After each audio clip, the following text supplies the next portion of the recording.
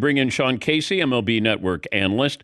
You can see him throughout the postseason on MLB Network, the studio shows, also MLB Tonight, and his Mayor's Office podcast. Great to see you again. How much of the game comes down to a gut feeling as opposed to the analytics? Because it feels like you can lean on analytics and blame analytics, but when it's a gut feeling, it's on you.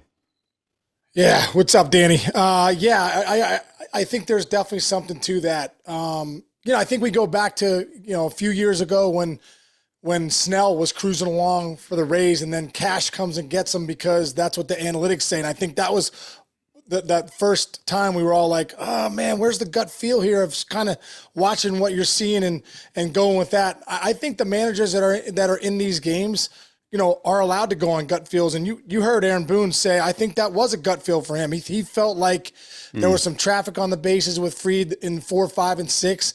And he felt like, that was the right time. He was going to go to the pen there anyhow. So I feel like that was kind of a gut feel from Booney as opposed to the analytics. But, Danny, being in these meetings, being back in the clubhouse in 2023 with the Yankees and seeing these meetings of how, hey, if this matchup comes up, the analytics say here, those are on the table. But I do think as a manager in the postseason, the gut feel is part of it and, it has to come and play. Managing differently in the postseason, do you manage differently, or is that let's fight the urge to manage differently? Well, I think there's a little bit of managing differently in the postseason on a few fronts because there is no tomorrow sometimes, especially in these wild card series too. Like, what is it? 90% of the teams that have won game one have gone on to win the wild card series. So I think that, if a pitcher's in trouble early, you can't do what you might have done in the regular season to save the bullpen. You gotta get them out. You gotta get to the pen sooner. I think you're going to see more bunts and strategies in the postseason of getting the bunt down, putting pressure on, getting the guy over. So I think you do have to manage a little differently in the postseason because the stakes are a lot higher. Of the 4 teams that lost yesterday, which one has the best chance to win their series? I still think the Yankees have a great shot to win that series. I really believe that. I think they, when you run into Crochet and Chapman, for 7 2/3 and then 1 1/3. I mean, that's a tall order. They had Chapman on the ropes too in the 9th. Couldn't figure it out with bases loaded, no outs. But that's a tall order in game 1. I really feel like the Yankees have a really good team. I think they still have a chance to win that series. What do you remember about your first playoff game? Wow, this is a great point. I was just saying this last week on MLB Network. My first real kind of playoff game was game 163 with the Reds and the Mets when we had the play-in game. The playoff atmosphere was the first time I ever felt that, and I remember, Danny, like, it was an adrenaline and an energy I'd never felt. I'm a 25-year-old kid, and I remember thinking, I'm going to go win this game tonight. I'm going to really go take this game, right? It's the kind of that football mentality, which doesn't work in baseball. I end up going 0 for 4, 2 punch-outs, one of the worst games of my life, right? And I remember thinking to myself, as in the game of baseball and in life, failure's feedback, failure's information. I was like, man, how do I take the failure I got here, get me back to the postseason to experience it? And when I finally went back to the postseason in 2006, when I was with the Tigers, and I, led all hitters in hitting, and I hit 500 in the World Series. The only reason I say that is because what I learned when I was 25 years old about, trying my hardest and really being somebody different to, go get this game with the adrenaline of the postseason being on another level, it doesn't work. You got to be able to slow down. You got to be able to let the game come to you. And I think that's why you do see maybe a guy like Hunter Green last night. Maybe the adrenaline was a little too high. Maybe that cost his pitches to be up out over the plate more than they would be during the regular season, but you can't teach experience. How do you pitch to Otani?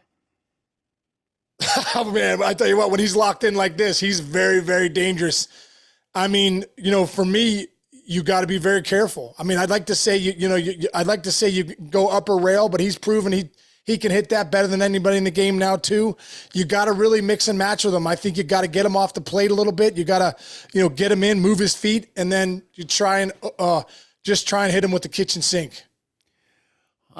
Kershaw is, I think Otani's pitching maybe game 3. But we saw, Kershaw the second half of the season pitched unbelievable. What's it like, or was it like, to face a Clayton Kershaw? Well, it's funny looking back at me, at my career, because that was my last spring training in 2008 was with the Red Sox. Scott, time flies, man, 17 years ago. And it was my third at bat at the game. We're in Vero Beach. Joe Torre's the manager with Larry Bowa, the bench coach. Tito's my manager with the Red Sox.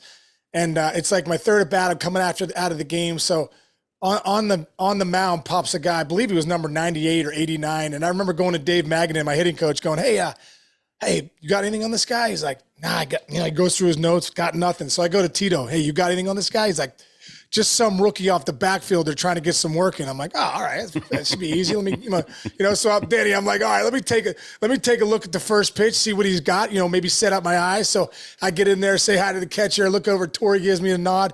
I get in there. This big lefty's on the mound, number 98. So I set up, take a nice. I'm gonna take one.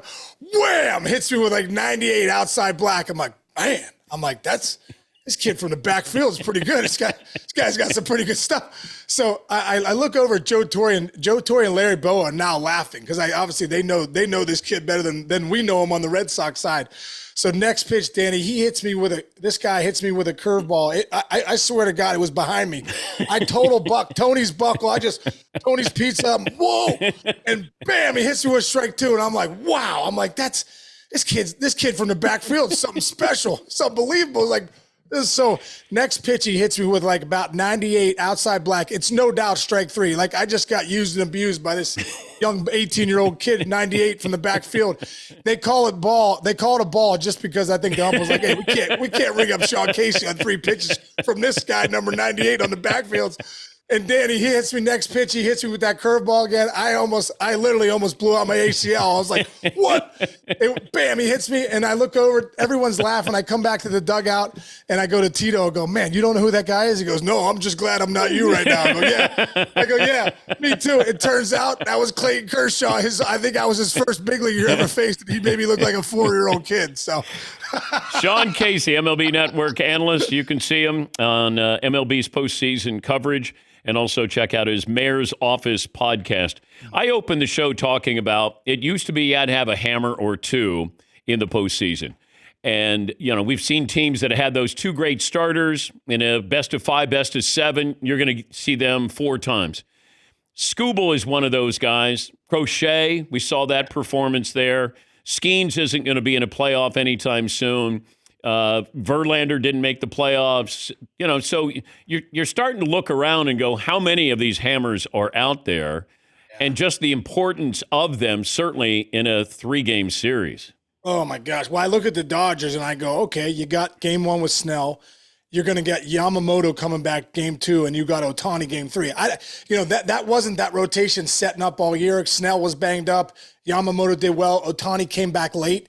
But they couldn't have timed Otani's, his ascending into that starter with his last couple starts. I now think that's a real 3-headed monster right there. You talk about hammers; these are guys that can absolutely control the game. Now the big thing with the Dodgers is can they go pretty long because the bullpen's, been a little banged up. But you're right. When you watch Skubal pitch yesterday and you watch Crochet, even Fried, kept him in the game with the Yankees. But these are guys that are like, you really got to be on your A game. You got to find a way to manufacture against these guys because if they're on, it's a tough go.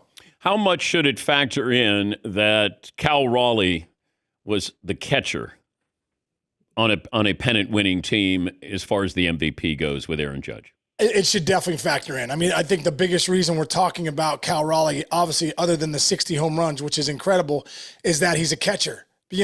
Because at the end of the day, to be able to catch that many games, to handle the staff, the preparation pregame and what goes into that. We've never seen a catcher do it because, the legs that are under you start to go in the second half. The fact that he beat Mantl's, and he's also a switch hitter. He beat Mantl's 54 home runs as a switch hitter. Really historic stuff. So, I really think that Cal Raleigh, that's why he's in this conversation for MVP. That's why he might win it, is because he's a catcher. Sounds like you're leaning towards Aaron Judge. You know what? This is the one thing I think about the MVP race. In this generation, back when I was playing, guys would have incredible years, historic seasons, but Barry Bonds was in the league. And then, a few years ago, guys would have historic seasons, and look how amazing this is. Yeah, but Shohei Ohtani's in that league, in the American League. I feel that way with Aaron Judge. I mean, Aaron Judge won a batting title and hit over 50 home runs. Only Jimmy Fox and Mickey Mantle have ever done that. Historic stuff. He's one of 4 players to ever have 4 seasons of 50 homers. Historic stuff. He's hitting 330 in an age where no one's hitting 300. Is that like 370 a few years ago? Historic stuff. So, I look at Aaron Judge's numbers. His OPS is over 200, greater than Cal Raleigh. There's just so many things. His on-base percentage, what he does every day. And for me, Danny, I don't buy the whole average doesn't matter. You know what batting average shows me? It shows me you're showing up every day. It shows me I can trust you. It shows me you're hitting good pitching. It shows me you're hitting the closers and the number 1 starters. It shows me that you're winning ball games for my team. So I don't know. I just look at Aaron Judge. I just feel like Cal Raleigh had a historic year, but Aaron Judge exists in 2025, and he's a generational player that we've never seen, one that we've really never seen before. And for me, he's the MVP. What's the coolest thing in your office? Coolest thing in my office? I got a lot of cool things here in the office. I have a picture over there of Marilyn Monroe and Joe DiMaggio getting off a plane, and there's 2 signed checks. One of DiMaggio, he signed to a school in 1998, and the Marilyn Monroe check signed in 1953 for $1.50 to a friend of hers. Are those sports Emmys the years that MLB Tonight beat my show? Yeah. Did you put those out? Those weren't out there prior. 20 minutes ago, they weren't out there. Dude, I knew I was coming on. I was like, I want to make sure Danny knows I got the Emmys. Damn you. That's like a bat flip there. Dang. Oh, one more thing. We were talking about great swings, pretty swings. Why is it a right-handed hitters we don't single out and go, boy, that guy's got one of the prettiest swings in the game. It's always going to be Junior, Rafael Palmeiro. I mean, it's always the left-handed hitter. Why is that? Always the lefties. I don't know. It just looks a lot sweeter left-handed. The righties look like they're always grinding.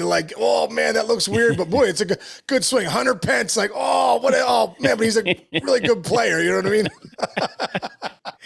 Once again, this guy got thrown out from left field on a base hit. That's right. And don't forget, there's 2 new members in that, Dylan Moore and Tommy Pham. Thank you guys for being in that club. How many guys have gotten thrown out from left field at first base? That's it. 3 of us now. In the history of the game? It was me forever, the history of the game, and then Tommy Pham this year and Dylan Moore. I'm keeping tabs. I'm keeping receipts on who's getting thrown out from left. I love it. Because I was in the exclusive club, Danny. Damn them. Keep the energy. Great to talk to you, buddy. Great seeing you, man. I'll talk to you soon. Thanks, Sean brother. Casey, MLB Network analyst. You can see him throughout the postseason on MLB Network studio shows and his podcast, The Mayor's Office.